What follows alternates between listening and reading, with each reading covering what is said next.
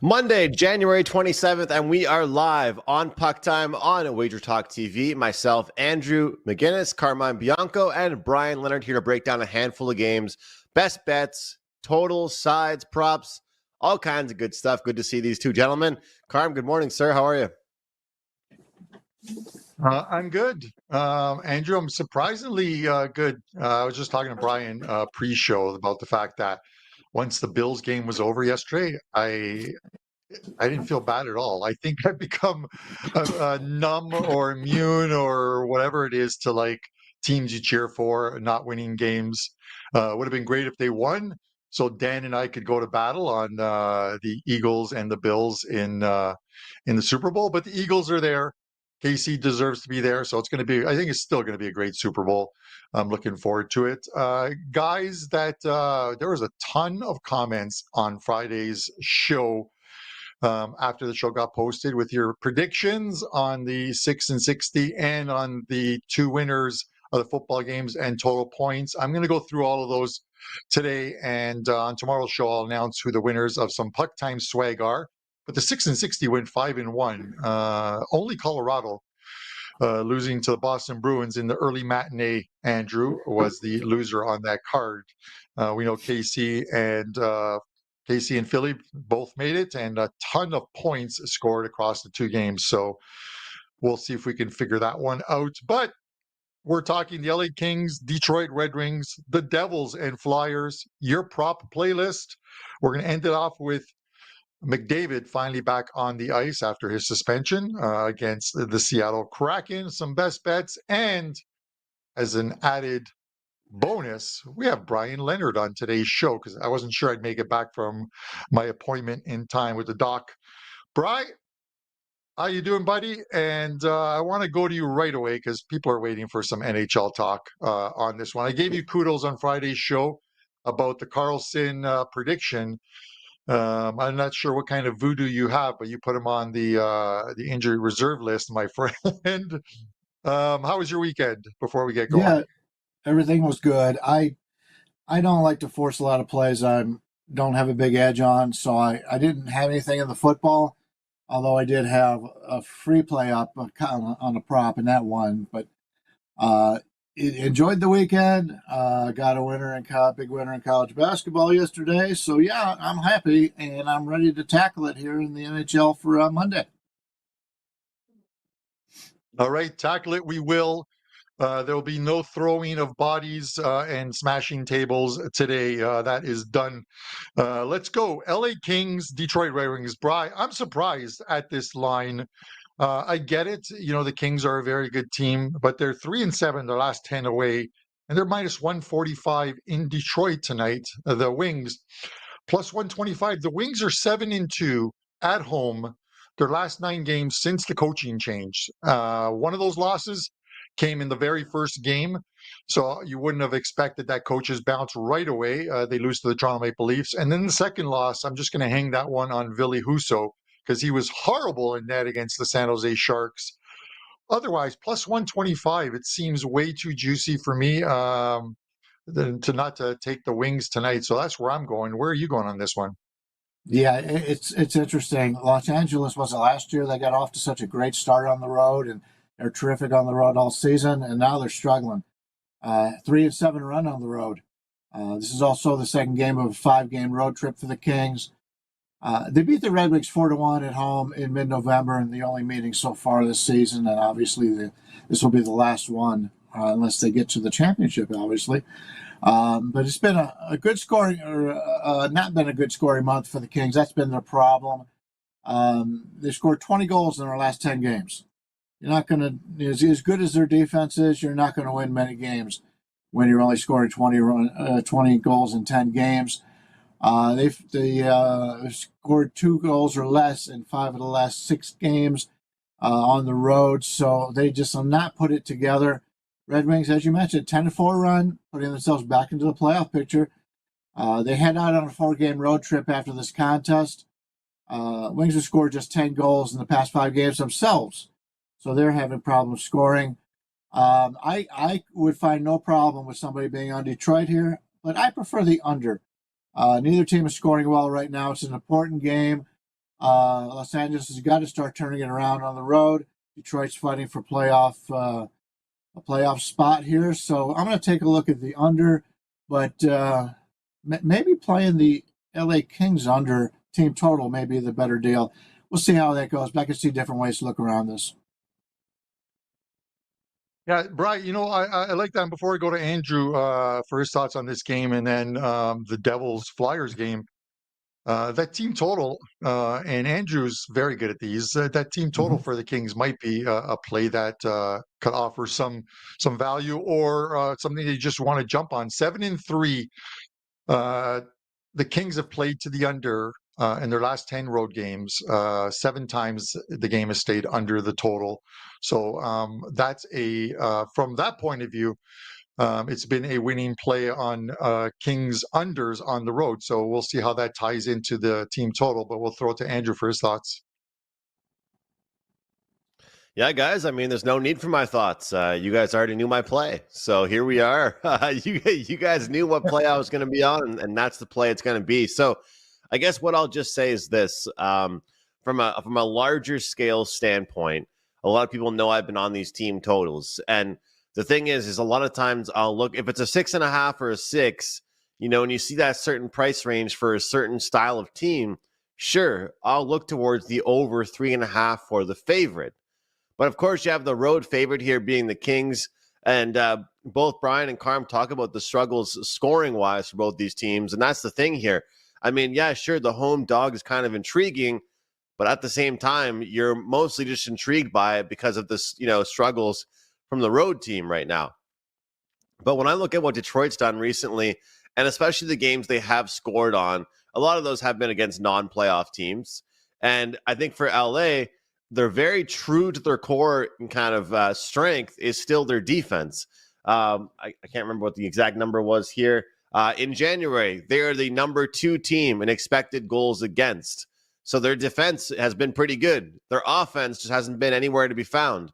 This is how they remain in games. This is how they win games. And on Friday, a pick that I gave on PuckTime, and it ended up being my only client play, we had Philadelphia's team total under 2.5. They were going up against the Islanders, and I said to myself, if I want to back the Islanders, but I don't want to lay the 140 or 150, that they at their true core and their true identity, they are an under team. And typically when some of these teams win, they make their other team that they're facing go under their team total. So I'm more confident in Detroit going under 2.5 than I am for Los Angeles going over 3.5 in this one. You are getting minus 115. So obviously it's because it's kind of baked into the fact that we are seeing the 5.5 total. So it makes sense that team that you're kind of betting against under 2.5 goals, minus 115 there. So shop around, try and get the best number you possibly can. But I think it's still a pretty good bet here, guys. Should be an interesting one because, as you guys mentioned, LA has been struggling to score. Their offense simply just hasn't been there, and Detroit has been showing some good bright spots recently. And hopefully that's a good sign that Brian's cat likes the play and isn't arguing with me as far as the play that we're talking about here. Just starting things off here, guys, as far as the show is concerned, that's 7 days of all sport plays, $11 a day. That expires Tuesday at midnight. So anybody interested in joining Brian, Carmine, or myself, 7 days, $11 a day, $77 for a week. That expires Tuesday at midnight. So a lot of our new deals begin on Tuesdays, of course, with $5 Tuesday being there. So if you guys want to jump in, it's a good time right now. Obviously, people are disappointed. College football is no longer. NFL is about to be no longer, but there still are a ton of sports. Both these guys are doing a bunch of different sports. Carm's cleaning it up in soccer right now. Brian, I feel like you're on a red hot streak whenever I see you these days. So, guys, 7 days, any sport, $77, only good until Tuesday. And then we have some really good deals as well for the next month or two that are coming out tomorrow. But keeping the show on the tracks, unless, Carm, you had something else you wanted to mention. We good? You're looking at me kind of, we're good. That look right now. You're giving me that look. I look dazed and confused. Are you saying I look dazed and confused? I'm drinking out of the Wager Talk mug today, or coffee cup, or whatever this thing you want to call it is. Made myself a double espresso this morning, so my eyes are wide open. Guys, watch Wager Talk today after this show, because the Prez has a video he's going to show, and I'm not even going to try and explain to you this video. Andrew has seen it. I have seen it. You guys make up your own minds on what this video is, but tune in at the top of the hour for that show. But Andrew, let's just go right back to you on this Devils and Flyers game, and you lead off. Give us your thoughts on this one. Yeah, I mean, it takes a strong man to want to show that video on a channel as big as WagerTalk TV, Carm. But yeah, you guys, I wouldn't blame you for wanting to check out that video the Prez is going to show. It's going to be interesting. But look, I'm going to take a look here at the Philadelphia Flyers on the money line against the New Jersey Devils, and that's the matchup we have next up here. Current price right now, we're seeing plus 125 on the road, or excuse me, at home against this very Devils team. Total is 5.5 here. Taking a look at this Devils team, they just come off that win in overtime on Saturday night against my Montreal Canadiens. It was a very fast-paced game, a lot of chances created for both teams, and of course, ending in the OT there. The last time these teams met was only early in January, and we saw Philadelphia get the job done. And as you guys know, typically, I am that rapid revenge type of guy. I'm a guy that looks towards, okay, this team beat that team, and they're playing just a week or two later. I'm convinced, they can get their revenge a little bit here. There's one thing I'm concerned about right now with the Devils, and it's the fact that they have a goaltending issue right now. Jake Allen, who I've watched a ton of games from when he was in Montreal, he is now going to act as the starter, most likely, for the New Jersey Devils, with Jacob Markstrom being injured. And I know that Jake Allen is a great goaltender, and I know that he's someone that can fill in roles, because he was the guy that had to fill in as the number one role when Carey Price went out for the Montreal Canadiens. So we all know how big that injury was. But I think the workload is getting bigger. I think that the starts are going to add up. I think that's going to make things difficult for this Devils team. Also, looking at their game against the Bruins, where they won 5-1, that doesn't really dictate the kind of numbers that I saw when I went back and looked, and the eye test when I watched that game. The Bruins had a ton of chances in that game. Senators beat the Devils 2-1. Same thing in that one. They only went 2-1, but they had a ton of chances in that game. I'm not really liking what I'm seeing from the Devils right now and their defensive numbers. I just don't trust this team defensively overall, and we're going to have a very, very hungry Philadelphia Flyers team coming in. They lose 3-1 to the Islanders, 6-1 to the Rangers, and then, of course, these couple low-scoring victories before that, and, of course, dropping some games against some bigger teams. This, to me, is home value. This, to me, is getting a team that is going to be as desperate and motivated as you possibly can here on a Monday night against the Jersey team that, yeah, sure, it's revenge from a few weeks ago, but this game against a non-playoff team is a much different style game and motivation level for them, I think, than it's going to be for the Philadelphia Flyers to get back on track. So, Brian, I like this price. It's intriguing for me, plus 125 here. I know a lot of times I do like to look towards that revenge factor, but I'm not too interested in it in this one. What about yourself? A little bit torn on this one. We may have two teams that are starting to go in different directions. That it would be a concern if you like Philadelphia here.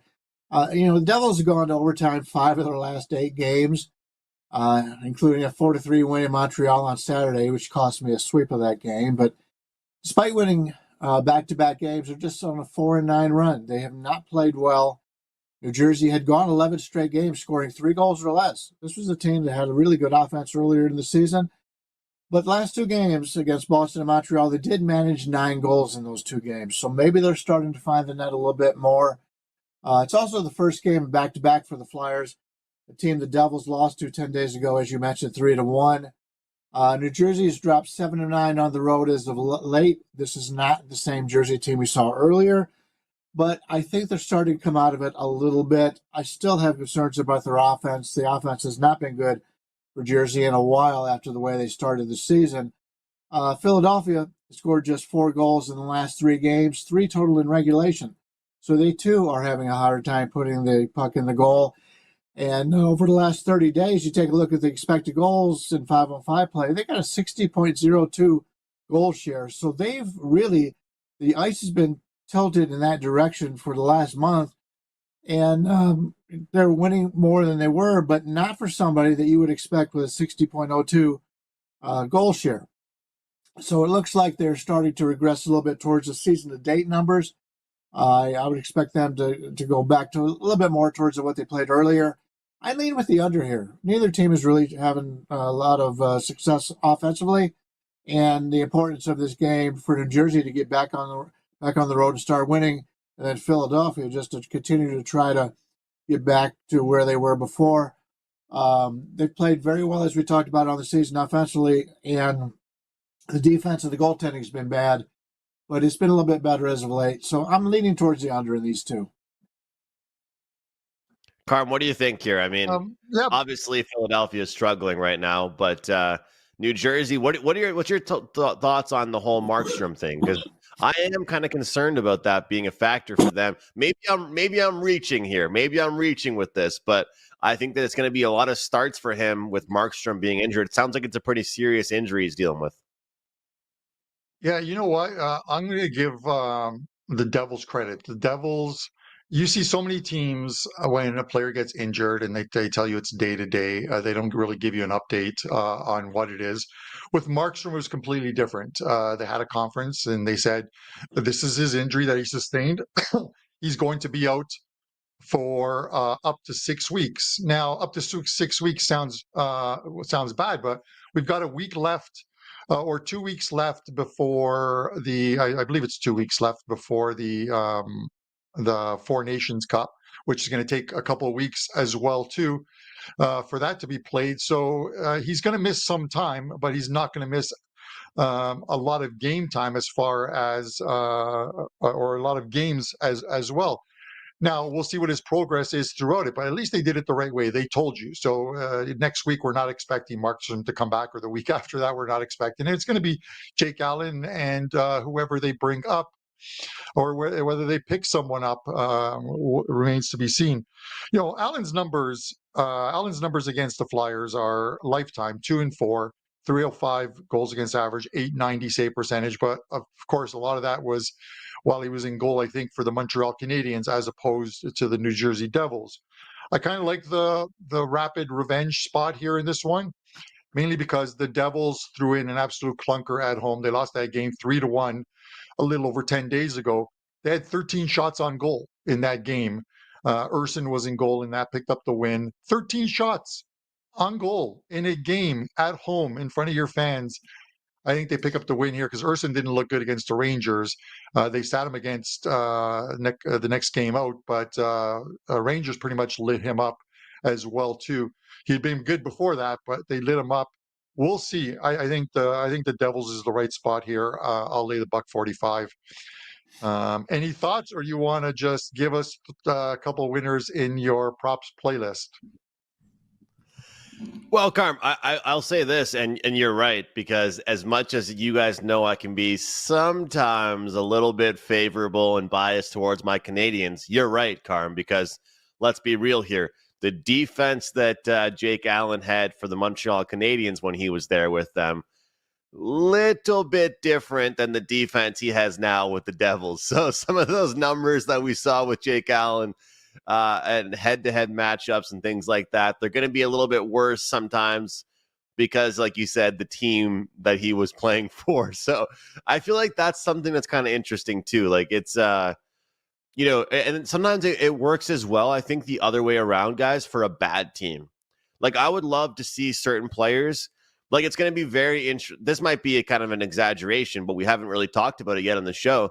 This is going to be interesting to see what Mikko Rantanen, how he plays without Nathan McKinnon, right? And how some of these guys play on different teams without, their star player they had before. Or like if you're Jack Eichel and then you played on Buffalo And then now it's like, okay, you were good on a bad team. Now let's go see how good you are on a good team. And of course, he was great because they went and did great things. But it is interesting to see because, like you said, if a guy has bad numbers, it's something for us to take into account, just simply based on the team that guy was playing on. So, you know what I mean? Like, Carm, like, this just really the struggles.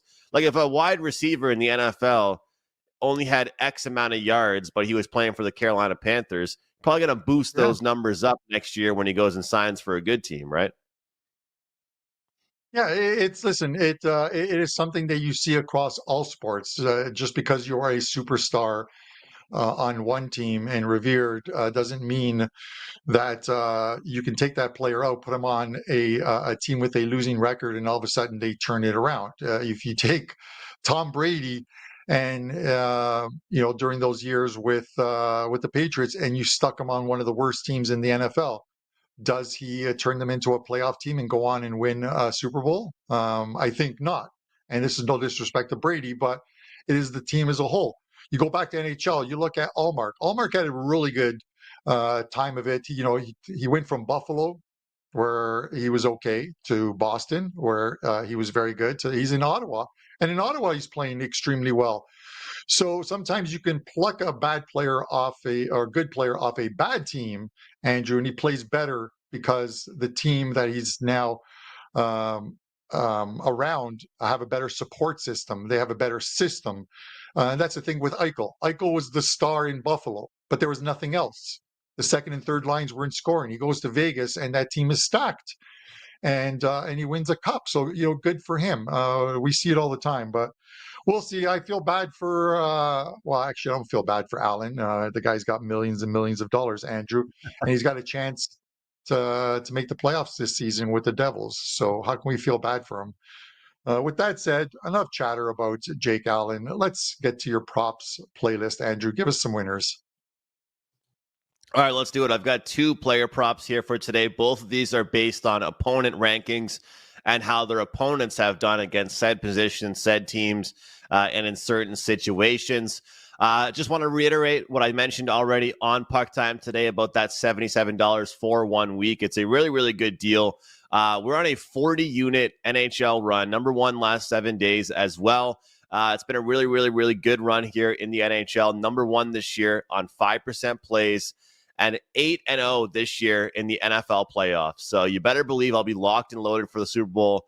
Have not lost a play this playoffs in the NFL. So easy to say it. Lots of pressure for me going into the big game, guys. So looking forward to that. If you guys want to get any of my plays until that, NBA, NHL, UFC, whatever it might be, $77 is all the price is at my profile page, wt.buzz/AM. All right, my player props here. We're going to go with Jordan Kyrou from the St. Louis Blues to get at least 1 point against the Vancouver Canucks. Look, I know this is a little bit chalky here, guys. I've been giving out some pretty good prices lately, but Vancouver ranks 30th in the league as far as points given up to the center position. Jordan Kyrou's ice time has been skyrocketing lately, playing a ton of time for the St. Louis Blues team. And right now, what I've noticed about the Blues is they lack depth. When their top 4 or 5 guys aren't scoring, nobody is scoring for this team. So if they get some goals tonight, I believe it will be from one of their centers, and that should be Jordan Kyrou to get the job done. All right, we're going to go to an under now. We're going to go to Seattle with Matt Beniers under 1.5 shots on goal. We're going to take him minus 115 against Edmonton. And Edmonton does really well against left wingers, but they also do really well against depth pieces. And right now, Seattle is just not getting a ton of shots on goal. There's a reason why his number is only 1.5. And I know people talk a lot about Edmonton's offense. Obviously, a big day today, getting McDavid back and all that good stuff. But as of right now, Seattle's shot counts per game have not been high whatsoever. And Matt Beniers certainly hasn't really been a part of that. He does not have a point in 8 of his last 9 games.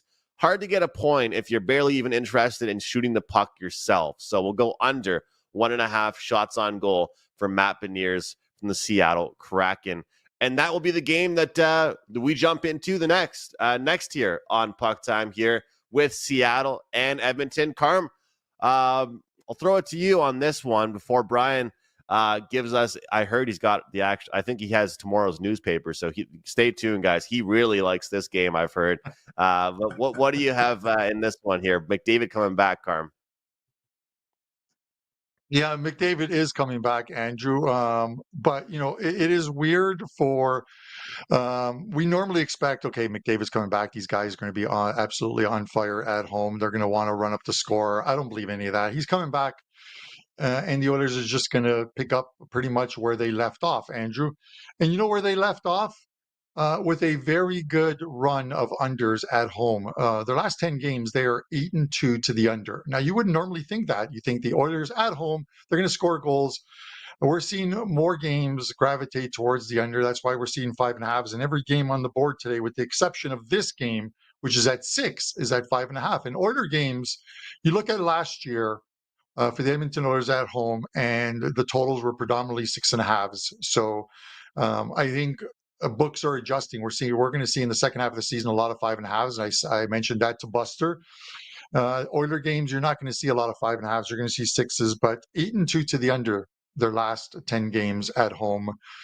Get a lead, suffocate Seattle, who you mentioned aren't getting a lot of shots on goal as it is, and it's likely one of those 4-1 type Oiler wins, which is good enough to keep it under the total. So I'm going to take the under 6 here because it's at even money. The over is shaded 20 cents, and I'll throw it to Brian for his thoughts. My thoughts are: why are we talking about a game that a team is a $3 favorite? Are these the only games that are on the board today? There's something going on. You must have something with somebody in Seattle where you get paid off if you talk about the Kraken once in a while or something. Yeah, there's not a whole lot more you could say about this game. Seattle's after a 3-1 homestand. The Kraken head to Edmonton for the single road game before 5 more in Seattle. So they've had a good schedule when coming into this game. They do host Anaheim tomorrow, and that's always a concern if they fall behind in this game a little bit and play some of the more minutes for the lesser guys on this team. But over the last 30 days, I found this very interesting. The Kraken own a 5-on-5 expected goal share of only 40.7. That's third worst in the league. Yet they've got a 7-7 record going. So they've been very fortunate. They're not scoring. They're not playing very well. And the records are not going to show that. And obviously, when they're playing these games at home, they should be winning. But they always fared pretty well without their suspended superstar, winning 2 of 3 and outscoring the opposition 11-7. This is their 4th game of a 6-game homestand. And you had mentioned getting McDavid back. Just because he's back on the ice, and you touched on this, Carmine, does not mean they're just going to pick up where they left off before. That is always a concern. We've talked about this in the past in other sports, where your star player comes back and then everybody relaxes a little bit on that team, and they just don't play very well in that first game back. That is a concern when you're laying $3 in this game. Despite them being divisional rivals, this is only the second meeting between the two this season. Seattle's been just very fortunate this month and then plays again tomorrow. So I don't want them, but I can't lay this price with the host because, as I mentioned, first game back for your star player, you don't know what Edmonton's going to come out with here. So, unfortunately, I have nothing to add on this game on today's card. Brian, when we talk about minus 300s, you got to toss them on. Like the only other option, Andrew, what were the other options we had on tonight's card? There's 2 good options on there. I think there's only 5. We could have talked about St. Louis and Vancouver, but that's kind of boring. We could have talked about San Jose and Pittsburgh, but that one's kind of a boring game as well too. So you got to have the Oilers and the return of thing. But to the point of the last 5 meetings, I believe these 2 competitive meetings, not preseason meetings, 4 of the 5, I think, have gone under the total in this one, Andrew. So I'm going to go to you for the final thoughts on this, but I'm going to throw you a little curveball. It has nothing to do with this. So I'm watching the Bills game yesterday at this place in Bolton, which is about a half hour north of where I am. And I go to the bathroom. You guys don't want to hear this, but there's a guy asleep on the urinal. On the urinal! It's not even halftime of the Eagles game, the first game. And this guy, his head is leaning forward and he hasn't moved. And I wasn't sure if he was dead. Some guy walks in and goes, "That guy's still there?" I'm like, "That guy's still there" is not a good thing. It's like, come on, dude, you got 45. The clock doesn't reset. You got 45 seconds on that piss clock, and move the hell out of here. But with that said, Andrew, there, I threw you a little curveball because now that's in your head while you're trying to break down this Seattle Edmonton game. Yeah, that's crazy. That is great. Honestly, I'm happy you added in that part of the guy saying that guy's still there. That's kind of nuts. That is crazy. Look, guys. Well, look, when the first game after McDavid went out, I talked up Leon Draisaitl, right? I said the shots on goal, points, whatever it might be. The second option usually picks things up when the first option goes down. Well, I'm going to be Mr. Contrarian here in this one and take McDavid under 1.5 points plus 100. I'm also going to take a look at under 2.5 shots on goal for McDavid. Guys, he is coming back, but it's not like he's coming back against their absolute arch rivals. I mean, to Brian's point, they're playing the Seattle Kraken, who I keep on calling the most mid-level team. You know how Wash Redskin in the group chat or the chat is always defending the Capitals? I'm going to have a Seattle fan defending Seattle to me for how much smack I talk about their team these days, because they are the most mid-level team right now. Like Brian said, I mean, they don't even deserve to be on TV, let alone talked about here on Puck Time with how they play. I think under 1.5 points for McDavid, getting even money here. Yeah, he's not going to be happy about the suspension. He'll be motivated to be back. You know what he wants, guys? He wants to win. He wants his team to come out and get the win tonight. I'm sure he'll be motivated. I'm sure there'll be some big games he'll play well in again. But how often are you going to get plus 100 odds for a guy to get less than 2 points? I know it's McDavid, but there's still a handful of guys on this roster that can score, that can get assists, that can get points. And I'm going to kind of pull the contrarian approach here in this one. Bet against the superstar coming back, because all over social media today, we're going to see people with the same exact little 3-line write-up. McDavid's back. He'll be right. He'll be ready. He'll be motivated because he's the guy. Yeah, okay. We all know that, and so do the books know that. I'm going to try and play devil's advocate here and take the under 1.5 points at a nice plus 100 price here, Carm. So we'll see how this goes. I'm not sure if I want to watch the game betting against McDavid, because it's a lot more fun to watch the game when you're cheering on the Oilers and McDavid. But I'm not so sure that he's going to be going crazy like people really think he's going to be, just because he's back from the suspension. So that's it for me as far as plays on the show today. I will have some more plays given out on WagerTalk today, and some great specials as well. So I hope you guys tune in. Andrew, before we get to the best bets, I just want to mention something else. Let me clear my throat for this one. It is not a story. Actually, it could be a story, but one of my clients sends me a message on the weekend on Sunday, because I loaded some NHL plays, and one of them was like a free play. And sometimes you come across something, because I sent it to you in our text message chat. You come across a stat that you're like, how did I miss this one before? And it was the one with the Chicago Blackhawks. They are going into yesterday's game at home in the first period. The over has hit in 20 of 25 games for the Chicago Blackhawks, and they're on a 10-0 run to the first period over. Minnesota gets both goals yesterday in the first period. It is now 11 straight overs in the first period for Chicago at home, and 21-5. Sometimes you miss these stats because you're looking through so many other props and scenarios that you miss those ones. Andrew, you must have missed some along the lines, but were you surprised by that stat that I sent you yesterday? 21-5. If I had just been betting that all season long, I think I would be number one at WagerTalk. Sadly, I'm not, because you're on a great run yourself. But I know a prop. Sometimes you come across one, you're like, how did I miss this one? Yeah, that's the most frustrating thing. Like, oh, this guy has found the end zone in 7 of his last 8 games. It's like, well, why did nobody tell me?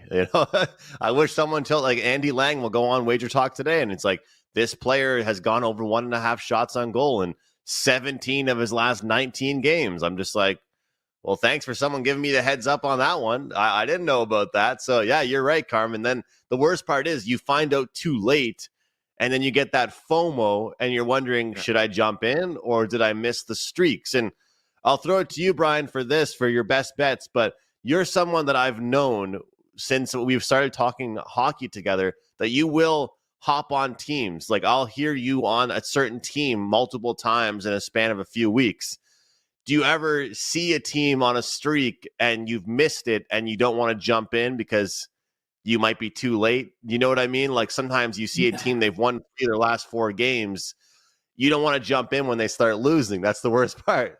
Everyone's fear. Yeah, it's a situation where, I jump on teams, but I jump on teams based on the line. And if I'm seeing value with that line, I will play them. The problem is when you get on the end of a streak like that, rarely you're getting any value at all by betting on that team because everybody already knows about them ahead of time. What I really like is like when you guys talk about, Carmine's done this a lot, where he looks at the schedule and he says, hey, this is a really good time coming up to be able to make some money. Knowing it ahead of time is much more profitable than knowing about it afterwards.